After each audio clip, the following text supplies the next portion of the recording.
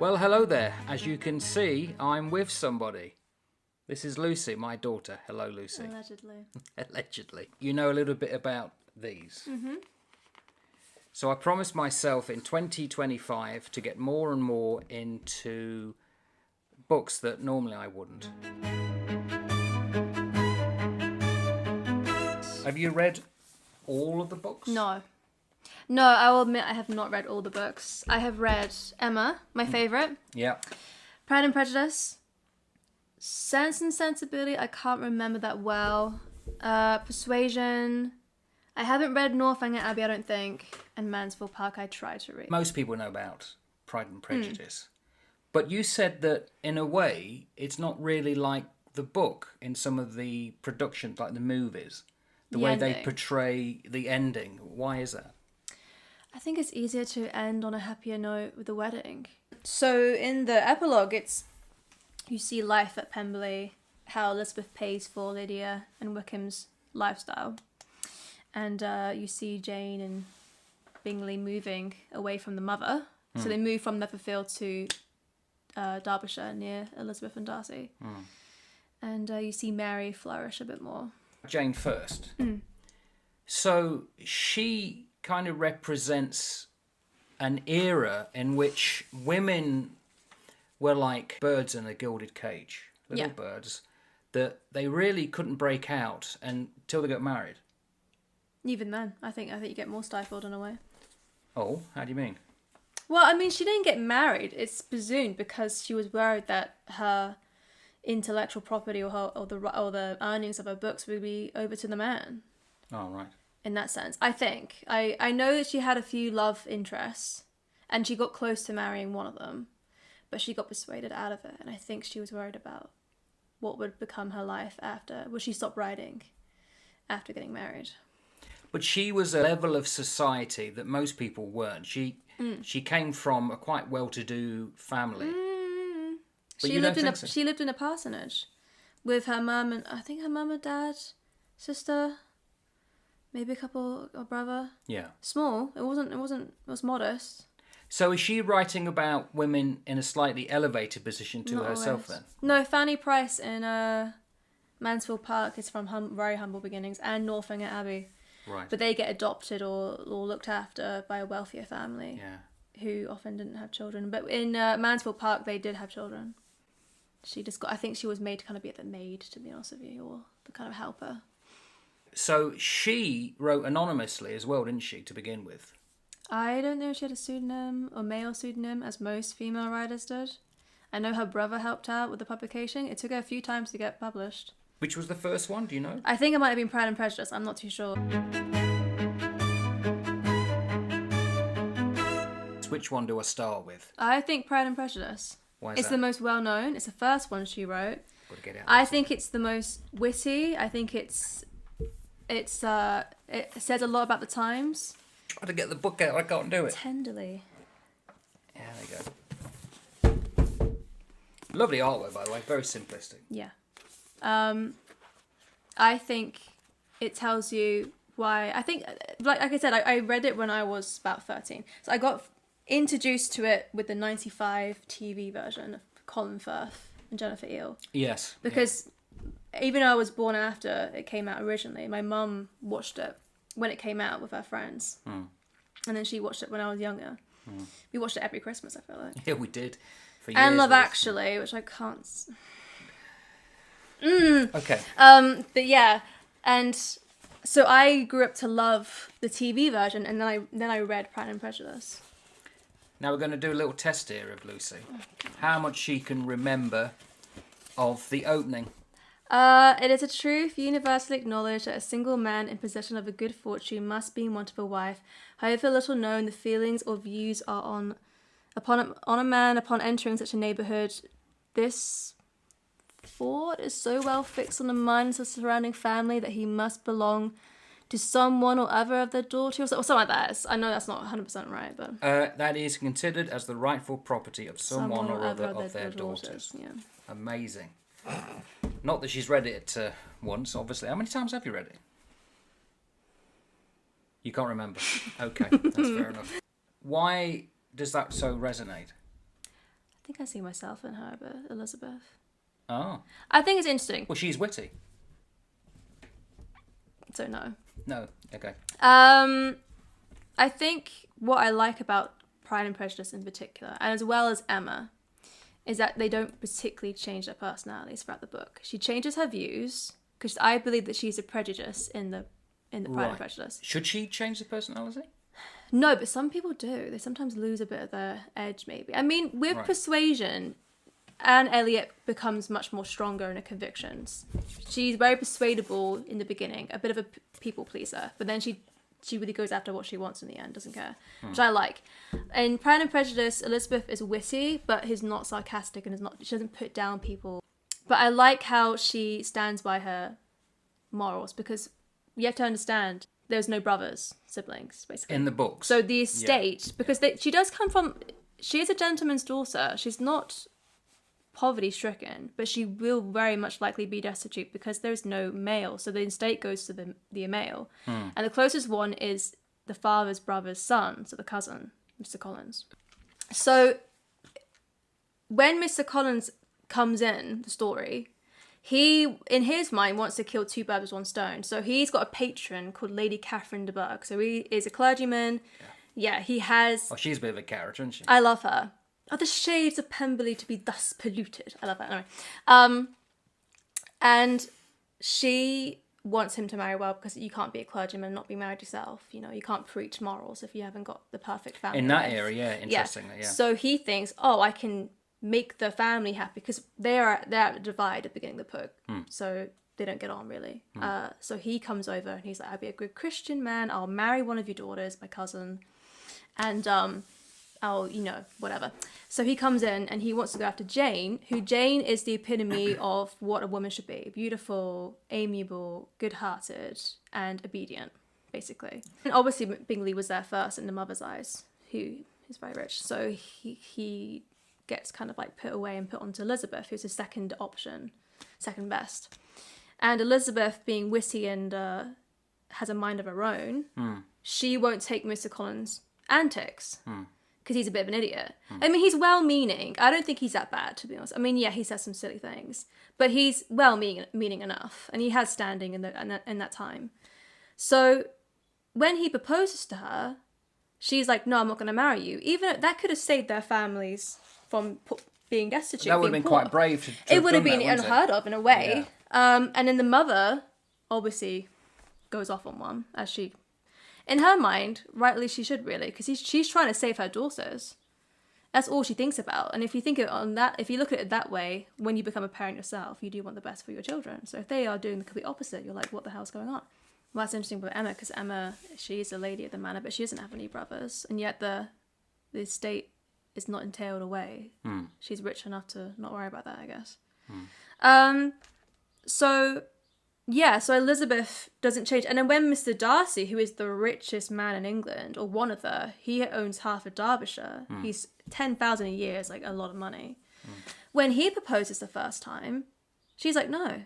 And that would have been, I mean, she didn't tell the family. I think she told Jane. Oh, they didn't know? No, right. The family didn't know that he proposed. Did they ever know? No. Right. Until the second time, when she actually accepts him. Right. But that would have been like, oh, what the hell are you doing? The people that she was writing for would have been similar to her, no doubt. If they were fortunate enough to read, yeah. How many women were Well, I guess there would have been a lot readers. I guess. But I imagine they would have read that and thought, oh, it would have been like, oh, what shocking. are you doing? That's like me turning down Jeff Bezos. Hey, Jeff. You're not going into space, are you? How relevant is it for women now? Why is it such an appeal? I think it's because she stands true to who she is, and I think because Mr. Darcy changes. Now, I don't agree that every woman thinks this, or every person who reads it thinks this, but it is nice that Mr. Darcy starts off as aloof and he has pride. So you have a character who's flawed. Right. But he changes, and because of a suggestion. So Elizabeth doesn't force him to change. She's not like saying, you must change. It's, I'm standing by my grounds. I don't like what you did. You ruined the happiness of my sister. You are abhorrent to everyone. And at that point, she doesn't know that about Wickham, but she believes that he cast out Wickham.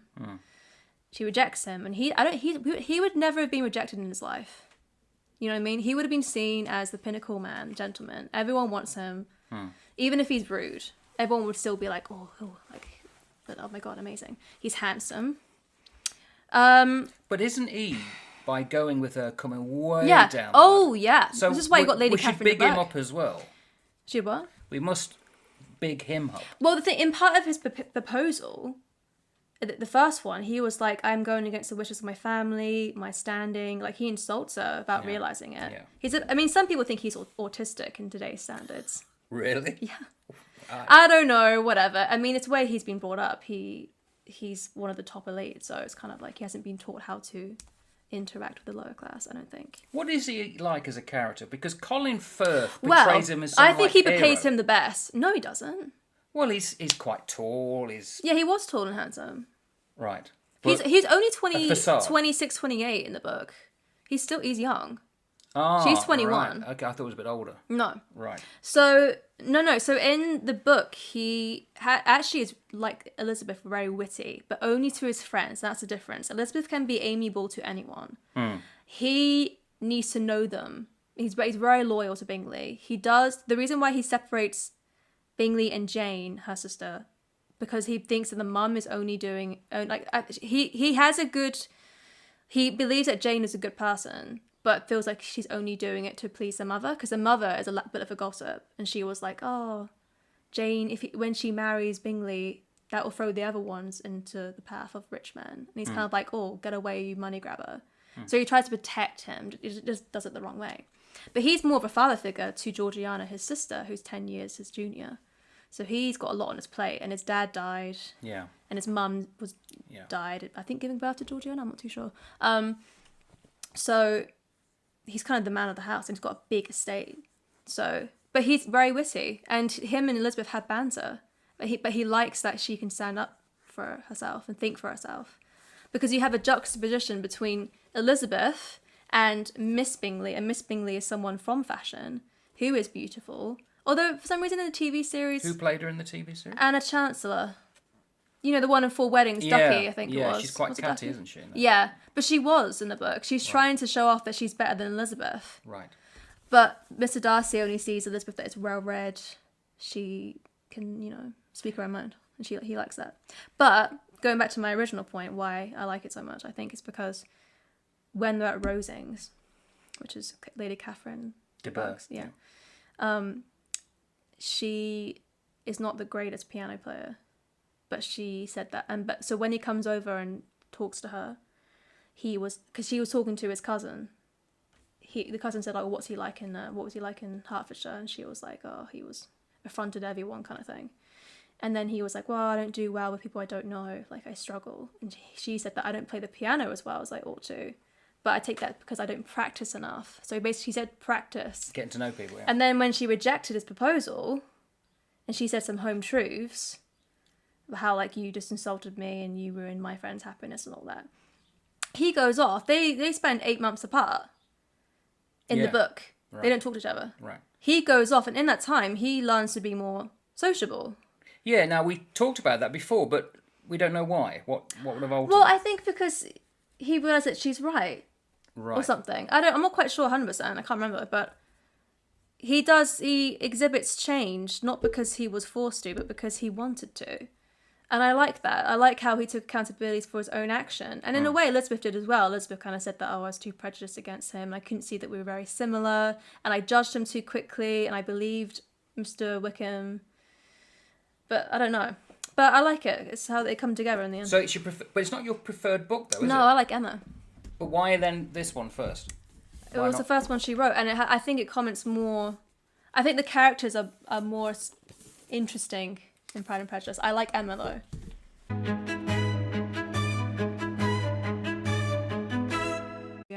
The scene that comes to mind is where she's at the piano. And Darcy's there, desperately trying to get her attention. She looks down and then she looks up. You said about the making of it, they had to get the pacing. It was the editing. Yeah. They had to do it right because it could be too predatory glance if it lingered too long. Right, I see. But it's a moment where Oh, she yeah. realised that they actually do have love. No, the scene you're talking about is when, because Georgiana had a private, like she almost ran off with Wickham, and that would have ruined her. But Miss Bingley was like, oh, I heard the militia have gone and that must have been a loss, Wickham, blah, blah, blah. But Georgiana doesn't know that Wickham was in Elizabeth's company. So she know, like, it's a whole, like, she knows he doesn't know, da, da, da. So Elizabeth's quick thinking saved Georgiana from being too affected by what Miss Bingley said to them to notice, be like, oh, what's wrong?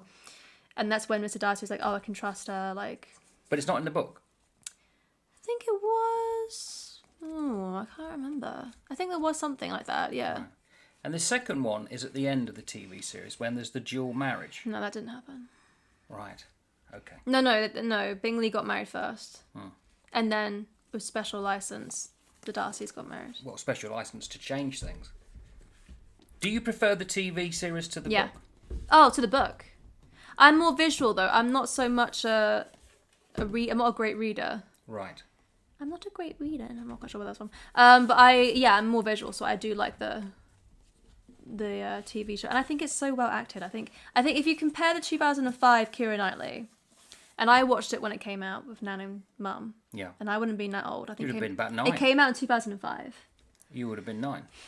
So I do remember people saying it wasn't as great as the 95, but that's because that's a TV series and it was an hour each. It could take longer to develop the character, yeah. But I do like, people my age now love the 2005 version more. Right. Because it's more cinematic. But I don't think McFadden, and people may come for me in the comments, I don't think he played Darcy correctly. Is that the one, Your Hands Are Cold? Yes, yeah. I think he played him too puppy dog look, like too much like a soft boy. And I think he even admitted that, McFadden, was like, I was too nervous to play him. Right. But in the book, he seems a bit more austere. And like, I think Colin Firth did it right. Right. Personally.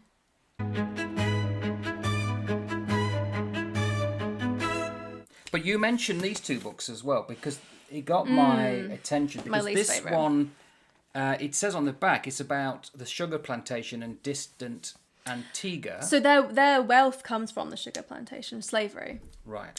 But with Mansfield Park, you've got Fanny Price, who was destitute, poor, like a big family. Brother's gone off to the naval, and then she gets taken in, kind of to be like a slave almost. Not really slave, but kind of like to be the dog's body, almost a little bit of the family. And she falls in love with Edmund. I think they were cousins. I don't know why. I'm thinking of Wide Sargasso Sea. I can't remember. I might be wrong. I think it was 3 sisters or something, and one of the sisters fell in love with someone she shouldn't have, and then had the kids. I took in the girl into the family, and she falls in love with Edmund, and it's all about kind of like class and having your voice heard no matter what. Because I don't think she's described as beautiful or anything. Right. And then this one? You talked about, it's about books that ladies read. That's about the content that lady were reading. So this is about Gothic novels. So you got Catherine Morland, who was young, 15, big family. She gets taken in by 2 rich people who don't have children. They go to Bath. She falls in love with someone who has like a Gothic castle estate. Right. And the dad's a bit of an awful, abusive figure, elusive figure. And so she sees life through that kind of romantic, like, vampires come to suck my blood and all that. Like, like, kind of lens. Oh, interesting. And when was this written then? I don't know. I think she was talking about the rise of those sort of novels. Because it was roughly, she was writing round about the same time as Mary Shelley. I said there at the beginning. So. No, this is when it's published. 18... I mean, she wrote very quickly. Right. So... 5 years... It was set... Oh, she began writing it in 1798. Originally Susan. Her third full-length novel. That means she was writing then in the early 1790s. But they were not brought out until the Sense and Sensibility in 1811. That's when they started appearing. Right, and it was credited to a lady. A lady. So she was born 1775, so she was about 15, 16 when she started writing. Oh, I didn't know that. I didn't know that. Amazing.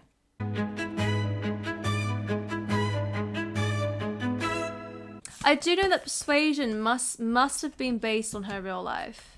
Because she, like I said, she had a few love affairs, or notes of interest. And... What, Jane? No, I don't think she slept with them, or I'm not sure actually. But she did have a few suitors. Shocked. And one of them was a kind of a nobody, but wanted to be a lawyer, but would have gone away. And then she almost ran off of him, but her sister persuaded her not to. I'm thinking maybe this persuasion could have been based on that. Because it's all about how Anne Elliot, who has title but no money, but is a baron, the dad's a baron, so she's part of that family, and he's very vain. She falls in love with a naval seaman who is worth nothing. Got to be careful of seamen. Yeah, you were one, weren't you? Rejects him because of that, but she didn't want to. And she pines for him for 7 years. He goes off, becomes a captain, Captain Wentworth. He comes back to buy property or to do something, to settle down maybe, and then realise that they're still in love with each other. I mean, I love Patrick O'Brian, and he writes about the set of people that would have been similar to this in Pride and Prejudice. And his second book, Post Captain, is almost like reading Jane Austen. But he also talks about the average sailor, the nobody, and the servants. But I don't get that feeling with She's a lady. Jane, does it? She's not going to talk about the servants and the ones who were working the farms.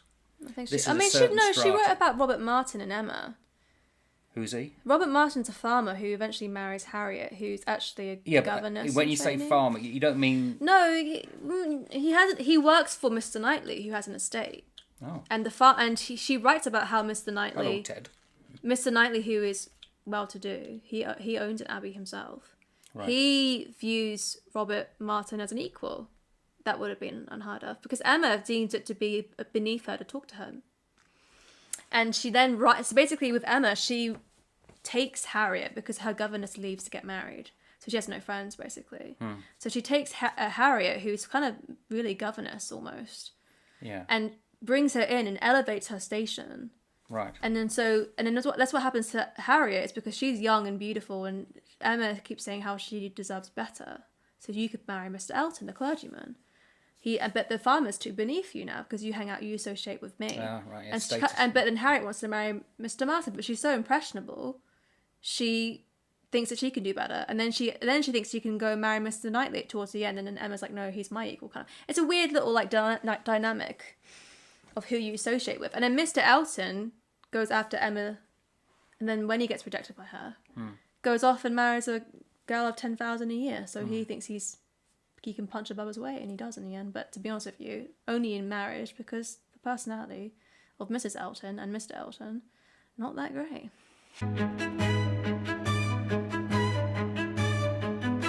So why then, when I read Virginia Woolf, she talks about Jane Austen, but I didn't get the impression that she was too enamoured by a writer. What did she say? I don't know. Oh, they could be seen as great. Oh, you always get critics, don't you? I might have misread that, mate. But we've already talked about why she's popular, but is she your most popular author that you've ever read? You don't tend to... I don't read much. I'm going to be honest with you. I'm not a Despite world the fact reader. you read all these. I read all not. You read fan fiction, don't you? I do. So what is the legacy of this then, do you think, for women today? Does it... I always say, because it's history, in a way. It's romantic history. It's history that you want to be. Oh, good way to say a it. man will come and walk through the field that's misty in the morning and say, oh, your hands are cold, kind of thing. It's kind of like with sweeping music. It's very, in that sense, that a man will fight for you. A lot of these men fight for the ones like Colonel Brandon. People like Colonel Brandon the best sometimes. He was in Sense and Sensibility. Because he loves a woman like Marianne, who's young. I mean, Colonel Brandon is old. Who played him in the Alan film? Rickman. Yeah, I thought it was, yeah. I love Alan Rickman. Great. Played him beautifully, I think. So basically, he's much older than her, and she even says so in the book. Truly Madly Deeply was his brilliant film. Yeah. And Snape. There'll be no wand waving. Anyway. But Marianne... But you don't care for Harry Potter. I don't care for Harry Potter. No, right. No, I like the films. Actually, I stopped watching after the 5th film. I'm not going to lie to you. I don't know what happened in the later ones. I liked the first 3. The 4th one, I thought, oh, what's this? 5th one, I was like, nah, come on. Yes, but I'm rambling still, girl. Colonel Brandon, people like him more than the other one sometimes. Because he is a man who is a deep romantic, but you can't tell that. I think people, with Jane, she kind of writes her men as a bit hard to get to know a little bit, unless like you are the object of their desires, and then they open up more, or they're very soft towards them. There's an appeal of a man who doesn't really, like, is kind and stuff, but like isn't like a rake, or isn't super charming towards everyone else. Like if you think about Darcy, Colonel Brandon, and Mr. Knightley, they're pleasant if they're talking to you. I mean, Mr. Darcy not so much, but later on.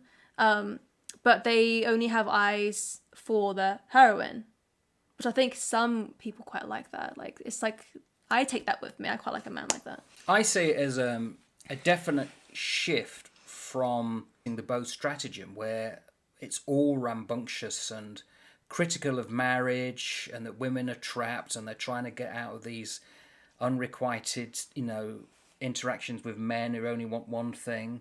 You come to Jane, and it's almost like the antithesis of that. We're getting a new morality coming through. She warns about going off with men. Yeah, but she's not promoting that. She's not showing. No, she shuns you away from it. She doesn't want you to. She tries to teach you lessons with Marianne and Lydia, not to run away with people who say a certain that's thing. Interesting to know then. You've got to be careful. So there's a moral tale here then? I think there's moral tales, yeah. Right.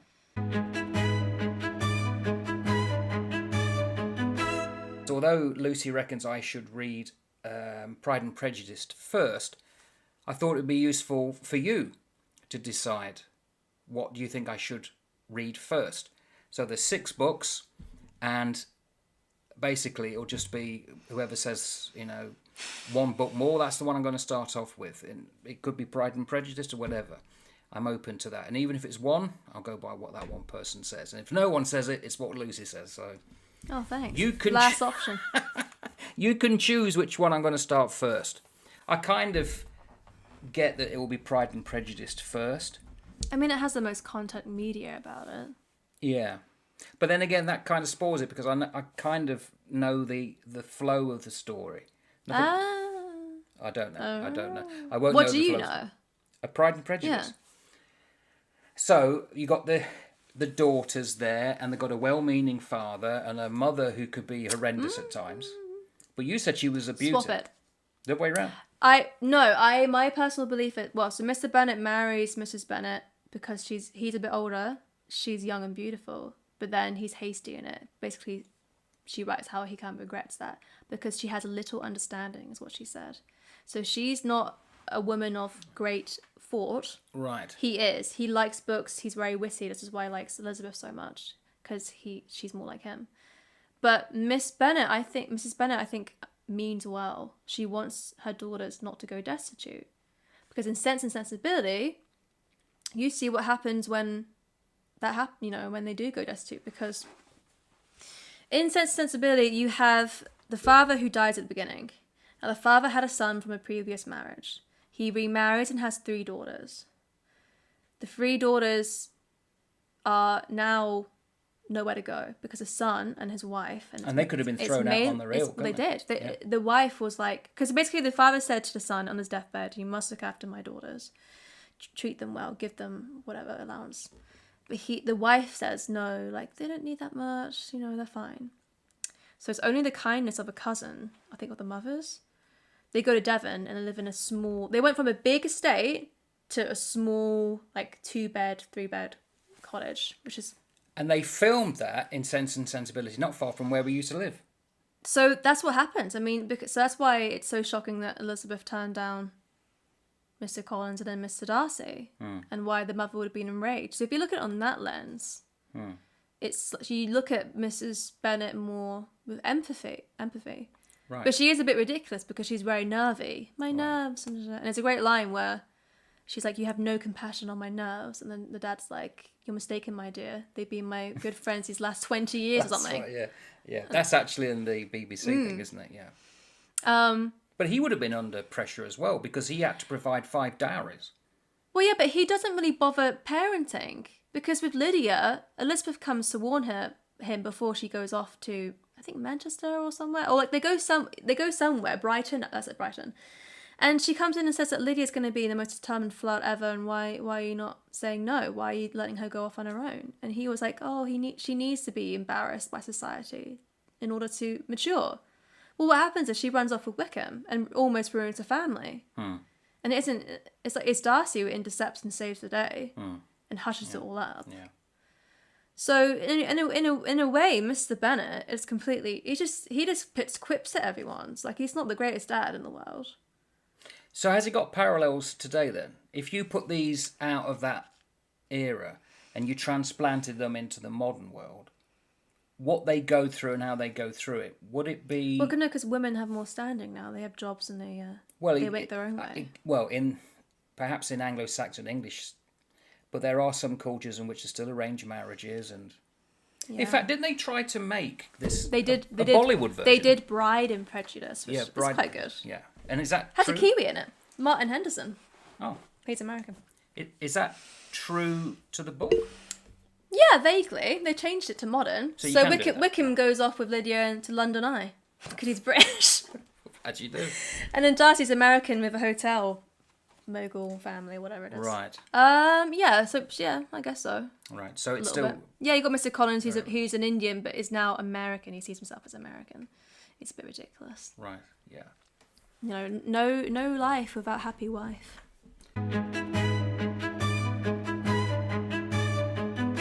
So which one would you say you don't prefer?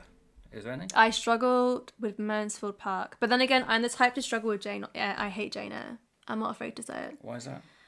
I think the Brontes are very moody. Now, I understand it. They're from the north. Wuthering Heights definitely They're from the north. And I'm not sure about their parents, but I know there's 3 sisters and a brother. And the brother committed suicide, didn't he, later on? Yeah, there was... What I know, it was quite rough and tragic. Yeah, and then I think Emily Bronte, who did Wuthering Heights, died young. Yes. So they were a bit... I think Charlotte Bronte's Emma. Oh, no, well, Jane Eyre. they've got a totally...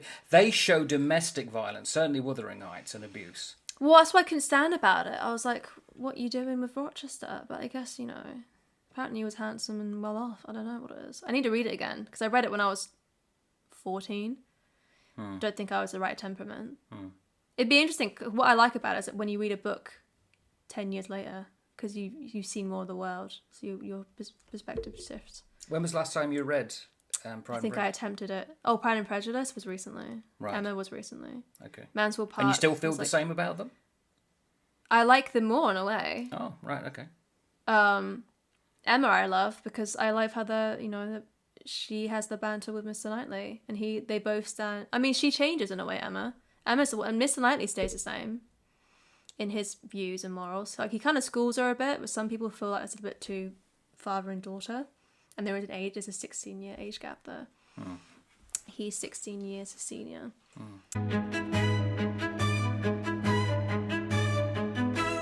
Oh, very good. So the classic Jane Austen collection. Thank you for going through this for the second time. I'm hoping it picks up our voices. I said some amazing things the first time. The second time. They were time. superb. Oh, the witticism. It's all lost. Do you know what? I reckon it's because I was too good. Like you were worried about your throne of the book-ramble. Yeah, think again.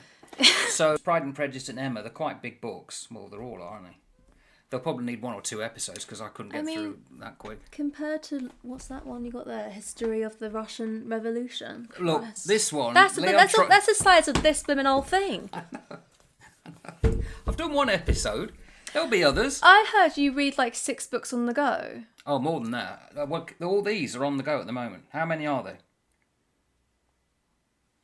I mean... I understand in some respects. 22, 23, 24, 26 now. You haven't seen what's down here. Yeah, exactly, down there. I agree. I reckon that men who can date 15 women at a time must be great readers if they actually put their mind on something. Casanovas. Well, they must be, yeah. How do you equate that to reading? Well, I'm thinking that a man who cheats must be a great reader if they can balance... Well, that means that great readers always cheat. I'm not saying nothing, but... Yeah, you are what you read, and Lucy's reading a lot of this. 2005 version. It's when the Bennets go to see Netherfield because Jane's ill, and the servant comes in and goes, Mrs. Bennet and Miss Bennet and Miss Bennet and Miss Bennet and a Miss Bennet. And then there's one where they are getting she's literally lazing on the couch like that, and then the servant comes in and Mr. Bingley to see you. Oh my god! And then they move and they like they said, they start doing all that stuff. They did a good one with Kate Beckinsale, didn't they? Emma. No, it's where to a daughter she said, "Oh, I should have starved Friendship. you. I should have starved you more often." Love and Friendship. Right. I think it was loosely based on it. But if it was to be a character, probably the dad. Yeah, you would be like the dad because he goes off to read in his library and you can't disturb him. There's this great line where Mrs. Bennet's upset, And he said, Elizabeth, he said, if you don't do this, I'll never talk to you again. No, it's when she rejects Mr. Collins. Yeah, that's right. And the mother goes, oh, I'll never speak to her again. And the dad's like, well, Lizzie, you have a horrid predicament or something like that. You must become a stranger to one of your parents. If you don't marry Mr. Collins, your mother will never speak to you again. And I will never speak to you again if you do, or something like that. Yeah. No, you would be Mr. That'd Bennet. be me.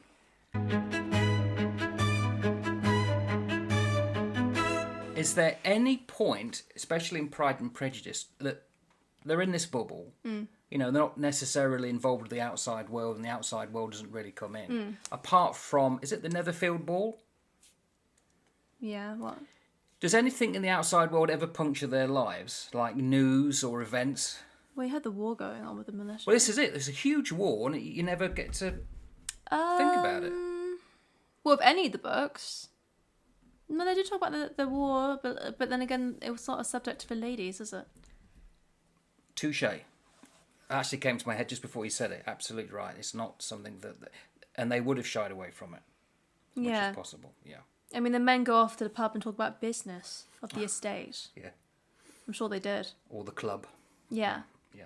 So, I mean, women were just pianoforte, light entertainment. I mean, it used to be a time where they'd have dinner, the ladies would go to one room, and the men would go off to the billiards room. After the dinner, yeah. They'd have to sit there and have cigars and port, and the women would go off, yeah. And they'd wait for the men to come in. And he often... Always waiting for the men.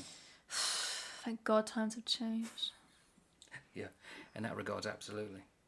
Would you like to have lived in that time? No. Why not? Well, dentistry. Because I struggle with the dentist, and I feel like they just yank your teeth out. Yeah. I would end up like that woman from Les Miserables. I'd chop my hair off and, you know, sell myself on the street, to be honest with you. Because I'm an unmarried mother. Because you see my son, Daniel, on the star of book-ramble. Yes, he is. Everyone wants to doing see another one with him, cooking. It'd be cute. I wouldn't have wanted to live there, but for different reasons. Why? If I keep my personality now, I can't stand the way women were treated back then. And how noble. Well, the men would bore me. They'd only be. They do now. They do generally.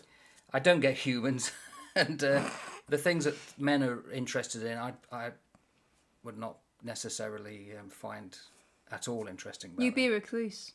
I would. Or I'd be a lone wolf. Well, nothing new then, is it? No. And really. What would I be? In the dungeon. Mad woman in the attic. Yeah, I'd be Rochester's wife, and Rochester's wife. I reckon she's a fight. She's in the book. It's explained that she's Spanish. I reckon she's just a bit, feisty, and they think, oh, she's mad, she's crazy. What book's it? Jane Eyre. No, she's from the Caribbean. Oh, well, you know what I mean. So Wide Sargasso Sea is the story of her. Oh. And she comes from Dominica, which is where the authoress was from. And she ends up marrying Rochester. Yeah. And that's her who's shut away because unfortunately she goes doolally. Or does she? And that's something about the way in which women were portrayed often. The mad woman in the attic. Victorian women were either, if they didn't conform, they were mad. Yeah. Or trouble. That happened to the royal family. Yeah, there were two... Whose daughters were they? They were the Queen's, Elizabeth II's cousins. And they were kept quiet for a long time. We never knew about them. I think it was on the mother's side. Yeah. Taken away from almost at birth. Conservative sister. Yeah. How do you pronounce that? Conservatorship or something, I don't know. Begins with a C. Yeah. Yeah. So you don't get that in any of these, though, do you? Ooh. Northanger Abbey. He said the dad sucked the life out of my mother, and she died. But then that's why she thinks, maybe he killed her or something. I don't know. It's all right. Okay. There's a touch of something going on there. I don't think the other ones. So an occasional darkness comes into the writing. Yeah, I mean, I don't know what Jane Austen's motives were, and how much she would have experienced herself. I know she visited estates like Pemberley, which would have been Chatsworth. Yeah. So she got that. And I know her brother became well-to-do because he was a banker, I think. So he was wealthy.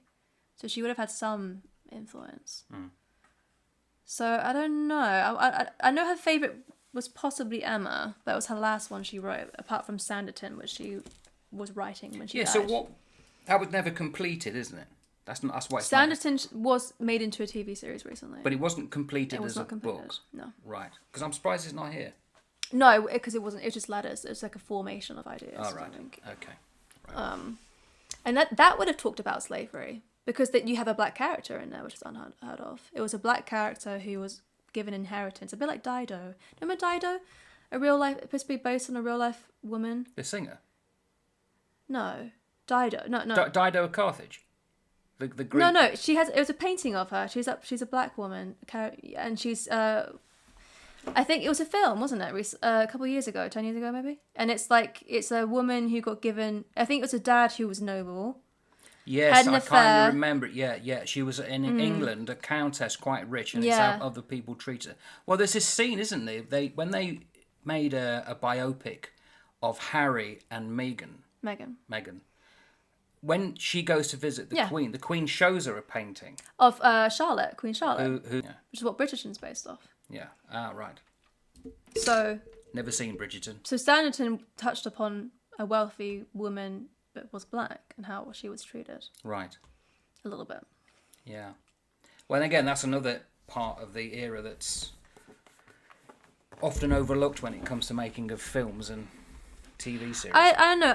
If you ask why Jane Austen's relevant, I'm sure there's other women back then who wrote perfectly great books that are just not in the spotlight.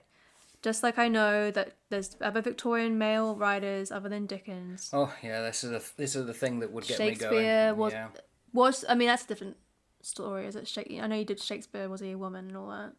When you consider you've read most of the books, is there a change in the style in which she writes? Oh God, I can't remember. Because Shakespeare, it seems every single play is different. Emma is still. I mean, the themes are slightly different. The themes, but the style. Can you see it as the same writer? Yeah, I can. With Shakespeare, I don't get that. I mean, I'm reading currently King John, and it's like compared to Merchant of Venice or The Tempest, it's almost like a different person. Richard III, don't forget, he was in Elizabethan times. Mm-hmm. I know you know this. Richard III had to be painted as a villain. He was on the other side. He was that's right. Lancaster. They over embellished the Humpback stance and the humpback and all that, and his the fact that he killed. killed. I don't think he killed the Princess in the Towers. It's one of those things. Yeah, he's definitely demonised. Yeah, so he was probably put under pressure. But I agree with you. I don't think he wrote everything. It's like any artist. It's very rare that you have just one person working on one album. You have Nothing's done in a influences. vacuum. No. I have something interesting. It's a little bit off topic. So, you know, have you seen... So, you know what Shakespeare looks like, right? The portrait of him. And well, it depends which one you're looking at, yeah. The bold one. It's bolding a little bit, yeah. Yeah. He married a woman called Anne Hathaway. Yes. Anne Hathaway, the actress today, has married to someone who looks exactly like Shakespeare. And there is a conspiracy, and it's said that Shakespeare said that I will love you each lifetime, every lifetime, and I'll find you again. Oh, right. He looks exactly like him, and she's Anne Hathaway. And I think he was born on the same day or something weird like that. It's a weird... Wow.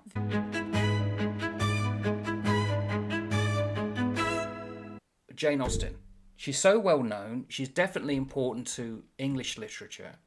There were female writers before her in other cultures. I mean, the Pillow Book was written in the 10th century by a Japanese woman. And that's considered one of the greatest pirate captains in the world was a Japanese Anne Bonny, woman. absolutely. So, you know, women served on ships. I mean, you can't just say that it never happened. And what I have come to realise, and it's through yourself, Lucy, You're welcome. that I'm deliberately making a hole there that I need to fill. And that hole is Jane Austen shaped. I think you got to look at education as well. Because we were brought up in an English educational system. So you thought Victoria writings was Dickens. Because you got the most content to do and it showed the life. Yeah. With Regency era, it was Jane Austen. Yeah. It's easier to put down in an educational system. It's like the Black Plague. You learn about the Black Plague, Jack the Ripper. Tudors. It's easy to do. Yeah. You know what I mean? Like Christmas plays with Victorian Scrooge and living God knows what. 20th century's mustachio dictators. Stalin and Hitler. Hitler is most... Yeah. I mean, New Zealand here, it's treated Waitangi, nothing else for history. Kind of. So, well, it's conforming. it's very easy to become tunnel visioned when it comes to writers, because I mean and they made the most content out of her with all these TV series. Cher, not Cher, Clueless. Her name's Cher in the books. In the film. Yeah. It's kind of like she's easy. You recognize her. It's like you got Austen World and all that. So it took me 60 years. But I came to realise, and I had tried to read it before, but I wasn't ready for it. I was too young. And I can admit that I'm not ready. Well, no, I should be ready. Lord of the Rings, I could not. I tried. I think I read one page of the Iliad, and I was like, what? I tried. Okay, what I can talk about with Lord of the Rings and Master and Commander Patrick O'Brian, they have in common is that they don't dumb things down. No. And they don't info dump. I'm so used to info dumping. She doesn't do that, does no. she? Right. But I feel like you don't have to. It's an own little world. She's not, because she's not talking about the knot, a specific knot that I would never know about. What's it called? I don't know, the Shipman knot or something. And I'd be like, what the hell's that? Oh, that's Patrick O'Brien's first book. He just go over the top with the stuff. But Lord of the Rings. So what was that? The Simoleon? What was it called? Silmarillion. But yeah. You're thinking of the Sims game. How many Simoleons? Dag. Yeah. I was like, what the hell? What's he talking about? Like what? And then apparently goes off on these tangents, and I've seen TikToks of, and I'm sorry, this is my age. I've seen TikToks where they're just like, and the bloody blah blah blah blah blah blah, and I'm like, what? There are people that can actually, and I know this. I taught kids at school who could speak Elvish. Now, there's liking Gaelic, Lord of the though. Rings, and then there's wanting to learn a made-up language. Yeah, but it's easy because it's like a bit like Gaelic. Kind of thing. The rhythm of it is very Gaelic, Irish Gaelic. No, I'll tell you what I like about that is that he wrote Arwen, the most beautiful elf in the world, based on his wife. I think that's very cute. And I remember talking to you about how they're such great writers is because we're discussing this outside. Is that it's because he went through a war and he was writing it during a war. I think she wrote because she was bored. I mean, but I think the importance because she was bored. Maybe. If women, they're intelligent. Intelligence doesn't lessen because, they weren't dumb. Yeah, but I mean, there's some bored hours there then, isn't there? Yeah, but how many hours do you have to film? They don't have Netflix. They can't just go back and chill and scroll on the old TikTok. True. This is why we're failing as society, because we're so blooming, we're not writing. We're not having entertaining ourselves to death, someone said on YouTube. We've dumbed ourselves down considerably. To imbecility, as Steve says, yeah. And I think, and I tell you what, I don't know why you were talking about Cambridge. I was thinking about Stephen Fry and Hugh Laurie and the Monty Python crew, because they all had that kind of Cambridge footlights, background, and I think they all encouraged each other as well. They all collaborated with each other. I think the best work happens when you do have that support system around you. Yeah. Either you can be a recluse, but as long as you draw inspiration from people around you, you'll be all right. You're halfway there. Yeah, collaboration is the key, and and in fact, I'd like to see more of it on BookTube. And Jane Austen had her brother to help out. Yeah. With advocating for her. He went round publishers and said, this is a great piece. And I think they took it and said, oh, who wrote this? And he was like, oh, it's mine. I think. I don't know if that's true or not, but... Cool. Look, but she was recognised in her time. Well, only just. She was the Prince Regent liked it. In Emma, there is a dedication to the Prince Regent, even though she did not like him. Not many people did like the Prince Regent, fun enough. Yeah. Towards the end. Bit of a twit. Although he did promote great cooking down at the pavilion. He did. Was he the fat one? Was he? Yeah, what's his name? He was a French. Anton Carême. Yeah, Anton Carême, because you read the book I gave you, didn't you? Nope. No, you didn't. Brilliant artist, Anton Carême, and he brought in these new ideas of, and food was generally good at that period. They could really cook some good food. But then the Victorians ditched it. Now, this is what I don't get about Victorians, right? You got Victoria, who is a spitfire, who loved to have relations with her husband and was like a jackrabbit who hated children, and yet Victorians are very demure, do not show the ankle. Do you know why I think why? Because when we didn't have an empire, we were rough and ready and open to outside influences. As soon as we got the empire and became too powerful, what can they tell us? And so it became a very serious age. We're starting to slip into that again. oh, we're too serious now. We can't, below ourselves. So this ego kicks in, and suddenly no one can tell us. I think if you're talking about, I don't think people are well educated for the job. Yeah, Boris Johnson. Boris Johnson, I think, was slightly. He could quote He you was a Iliad mayor. in Greek. That means nothing to me. You may quote me 1,000 things, but do you practice what you preach? I'm so sorry, Homer. No, I'm sure Homer's great. He was good in The Simpsons, but like but I'm saying that you can quote a great man. It doesn't make you a great man yourself. That's right. In fact, Homer was slightly different because he portrays the Greeks as not being very good. Well, they weren't very good. And the long-haired louts. Who is though? Exactly. I don't know. I started to think into two. Well, here's a question then: who is good in the Jane Austen books? You see what I did there? I bumped it back to Jane Austen. Who's good? Is anyone perfect? What do you define as good? I'm gonna throw it back to you. God, you're like, who's the one? I'm like You're you. like, no, I'm like you. No, you're not. You're like that Irishman who, if you asked a question, will always answer you with a question. So, I met an Irishman on holiday and said, is it true that if you met a man from Galway and asked him a question, he would always answer you back with a question? And he said, who told you that? I'm basically like the worst person you can have in deposition, because apparently you're not supposed to say much, so you just throw it back. What scene was that? I don't know the books enough to tell you the answer to that. I asked, what do you define as good? Oh, in a person? Yeah. No, a cat. In a person, it will be someone who would exhibit virtue. As in the old ancient understanding of virtue. You mean be good to others? Well, be like Socrates, know thyself. Never think that you know everything and think that you know nothing. And you are open. Your mind is malleable. But you have a strong moral compass of right and wrong. Again, that's open to debate. But secondly, that you're open to virtue. In other words, taking on somebody's story and not criticizing it, trying to understand it, not being close towards it, being curious, open-minded. The mind is a bit like a parachute. It only works when it's open. So be open-minded. And it only works when you fall down great heights? That's right. So, but the question is, and like Steve, who we know, would say no one's ever come up to a perfect sense of good. No one can, because I don't think. Eliminate that word perfect. I think it's the most annoying I'm word. using the wrong word there. No, not you. Is there anyone who exhibits those qualities? Eleanor, in Sense and Sensibility, she's the oldest one. Okay. I think because she is very kind. And like so she's in love with Edward Ferrars. And he is engaged to someone else, but basically they didn't know that at the time. So when they meet, because he is the brother to the one who's taken over the estate. Keep going. No. He's a brother-in-law. No, Right. he's Okay. So he comes to visit. I'm nodding as though I know what you're talking And about.